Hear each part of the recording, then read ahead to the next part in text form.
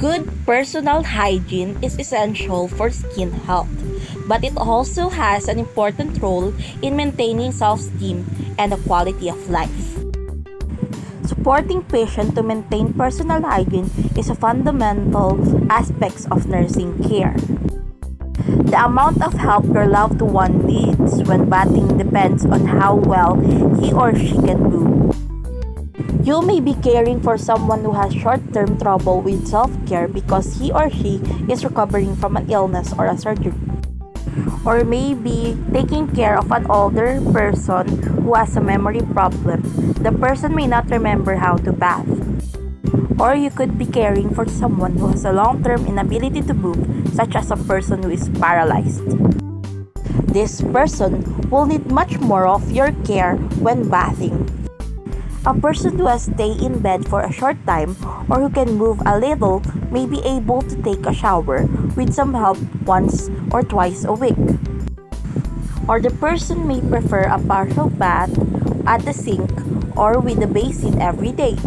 A person who can't move well or who can't move at all needs a bed bath. This is often called a sponge bath, but face cloths are often used too. You can keep a full bath in bed without getting the bed sheets wet. To give a bed bath, you will need face cloth, bath towel, wash basin, soap, and new clothes.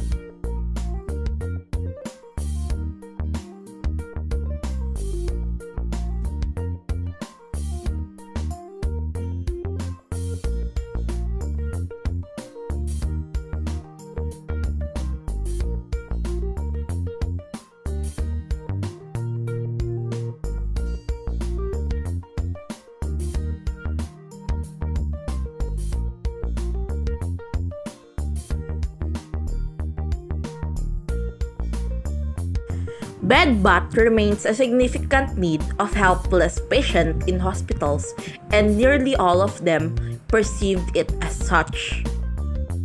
This procedure should be carried out with care, patience, and dedication, realizing the psychological insecurity experienced by this group of patients. Some patients cannot safely leave their beds to bath. For these people, daily bed baths can help keep their skin healthy, control odor, and increase comfort. Bed baths are used to physically clean dirt and microorganisms from the skin of critically ill patients, thereby decreasing the risk of infection.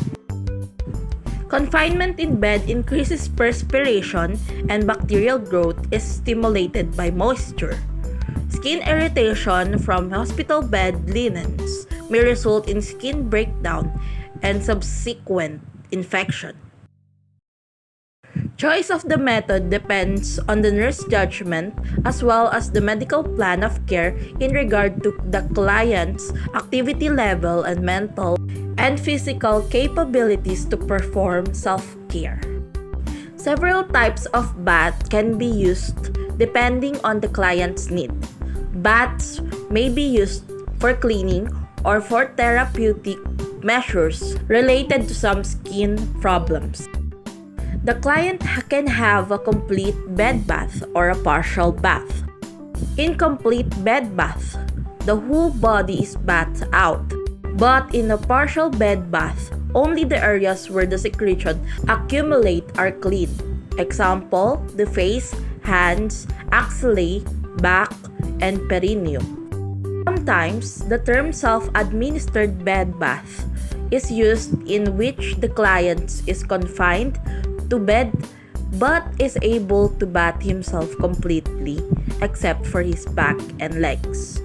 Its purpose is to, number 1, clean the body of dirt and bacteria.